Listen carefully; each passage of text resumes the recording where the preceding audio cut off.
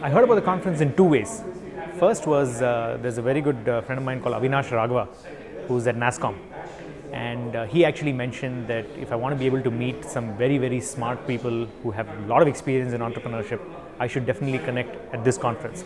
So Avinash put me in touch with both Ritu and I think also with a couple of other people also, Pavitra and that's how I learned about it first. And the second was Pavan Vaish, who was the CEO IBM of IBM Daksh.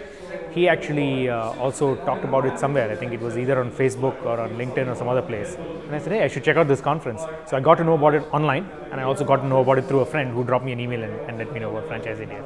The key difference that I see here is that the quality of the people who are actually at the panel is amazingly good. So to get someone like IBM Daksh, CEO and the founder, to get someone like Sam, who's had a lot of experience in actually building, large businesses, is excellent. We also had Om, who talked about how he had started from a 40 crore business to much more better. So I think just the level of the panel that I've had discussions with has been very good. It's completely different in that sense.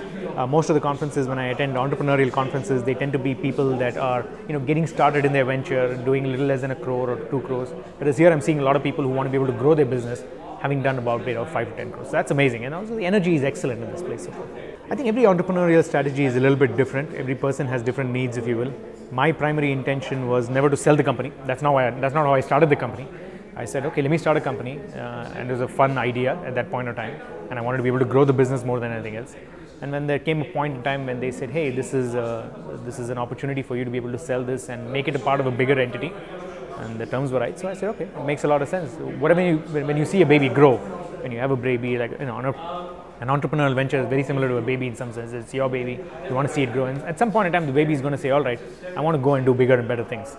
So I think at that point in time it made a lot of sense, and so we sold it and we did well. I think it has been fail often. I've had more ideas that failed than actually did very well. So I try a lot of things. One of the key things I tell everybody is don't be afraid of failing and don't be afraid of experimenting. So I try a lot of experiments. I waste a lot of time with experiments. For example, I might try an idea for about 3 or 4 days and find out that I didn't really understand that idea very well. I'll talk to a lot of people. So the first thing is the 3 most important things that I do is try a lot of things, experiment a lot, ask a lot of questions. Second thing is keep talking to people to validate whether the questions were right or the values were right or whether the initial assumptions you made were correct. And the third thing is just go out and talk, do a lot of things. Try it. If you want to build a website, for example, actually go try and learn how to do it. Want to build a retail entity, go out and actually talk to people who actually have done retail entities, find out the space, see what it will look like, find the cost effect of it, find the revenue potential of it.